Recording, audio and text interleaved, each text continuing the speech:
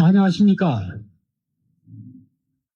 우리는 윤석열의 내란 세력들과 그리고 또한 그 외환죄를 우리 광장의 시민들이 모아서 이들을 한 60% 정도 지금 몰아냈습니다. 그러나 우리가 궁극적으로 이 광장의 시민들이 바라는 것은 내란 세력을 몰아내고 이 땅에 민주주의를 회복하는 것도 중요하지만 과연 민주주의가 제대로 가동되려면 분단 국가와 그리고 식민지 접근 국가로서 우리는 외풍을 막아야 됩니다. 그 외풍은 뭐냐? 바로 우리가 온전한 주권 국가가 돼야 됩니다. 대한민국 헌법 제1조는 주권은 국민에게 있다. 그 주권이 뭡니까? 국가의 3대 요소는 국민, 주권, 영토입니다. 국민과 영토는 있는데 그 주권이란 것은 바로 자주권을 얘기합니다. 자주적인 정부, 그것이 바로 주권의 핵심입니다. 자주적인 주권의 핵심은 뭐냐? 바로 군사주권을 올바로 행사할 수 있어야 됩니다. 그런데 우리는 지난날 1950년 6.25라는 민족 상정의 불가피한 상황 속에서 54년 상호방위 조약을 통해서 그리고 또 상위 조약의 합의 문서를 통해서 대한민국의 국군에 대한 군사주권 그리고 또한 합의 문서를 통해서 경제주권을 모두 다 내주었습니다. 그래서 지금 현재 대한민국은 실질적으로 주권 국가라 하지만은 제대로 된 외교권을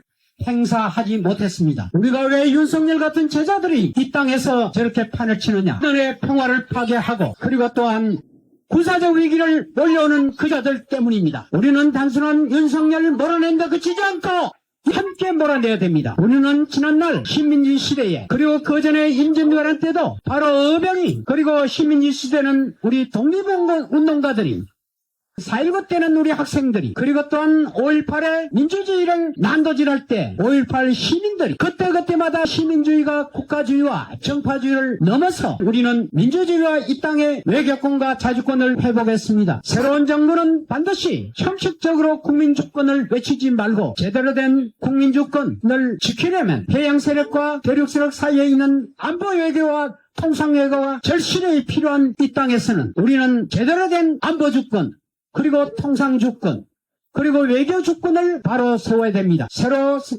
탄생하는 새 정부에 우리는 다시 한번 강조합니다. 형식적인 껍데기 주권국가가 아니라 제대로 된 알맹이 주권국가가 되려면 경제주권, 통상주권, 외교주권, 안보주권을 제대로 해야 됩니다. 1950년 7월 14일 미국에게 우리의 군사주권을 내준 양해각서, 그리고 그 하위에 54년의 상호방위조약, 그 상해방위 조약의 합의 문서에 경제주권을 내준 그 각서, 그리고 또한 우리는 한미 미사일 각서, 한미 원자력 협정, 그리고 또한 우리는 전략적 유연성, 그리고 한미 워킹그룹 등등 우리의 온전한 군사주권을 옥죄는 수많은 노예 문서들이 있습니다. 우리의 새로운 정부는 한국의 교육, 문화, 그리고 경제, 민주주의 수준이 어느 나라 못지않은 국민 수준을 갖고 있는 나라에 정말 진정으로 미국이 우리의 우방이라면, 우리의 동맹이라면 이러한 불평등한 관계는 반드시 폐기돼야 됩니다. 새로운 정부는 우리 외교국권, 군사주권을 그리고 대미관계의 온전한 주권국가를 찾기 위한 정책 의제를 만들어서 미국 당국에게 우리가 이것을 전달하고 그리고 협의해야 됩니다.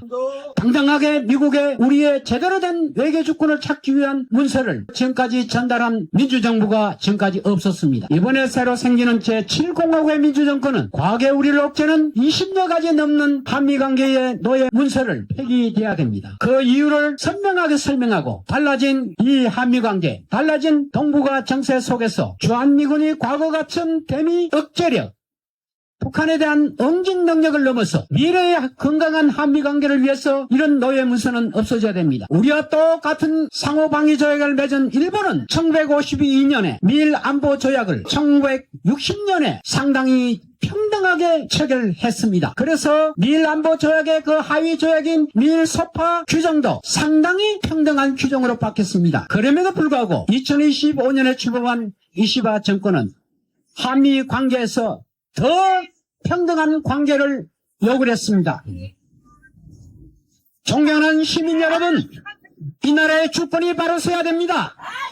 우리가 1950년 16개 참전국가가 이 나라를 도와주는데 우리 국민 모두가 우리의 공산을 막아준 그 점에 대해서는 우리도 공감하지만, 그러나 70년이 지난 오늘날 주한미군의 역할과 그리고 해야 될 일은 달라졌다는 것을 저기 있는 뻘건 사람들이 좀 이해를 해야 됩니다. 아직도 무지몽망하게 50년대의 대미관계를 갖고 있다면 이것은 모두 고쳐야 됩니다.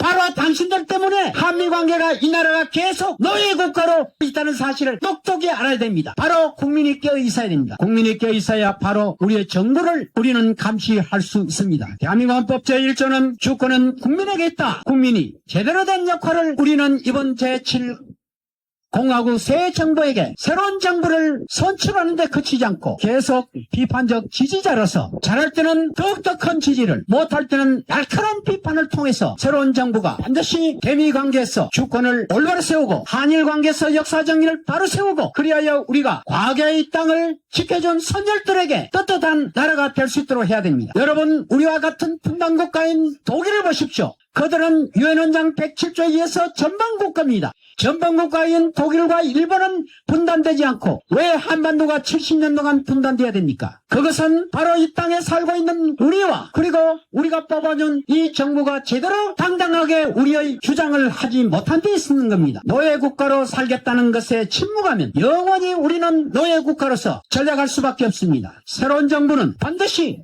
자주적인 외교, 그리고 자주적인 군사주권, 그리고 과거에 50년, 60년대의 냉전시대에 맺은 노예 문서들을 당당하게 폐기하는 요구를 한미관계에서 해야 됩니다. 그리하여 새로운 정부는 한미관계에서 반드시 당당한 주권국가로 태어나야 됩니다. 이번 새로 생기는 새 정부에 우리 시민주의는 단순히 새 정부를 뽑아준 데 그치지 않고 바로 정파주의와 그리고 국가주의를 계속 감시하고 선도해야 오늘 우리가 바로 주권선언을 하는 자주적인 외교, 국외 외교를 펼치는 나라가 될 줄을 믿습니다. 감사합니다.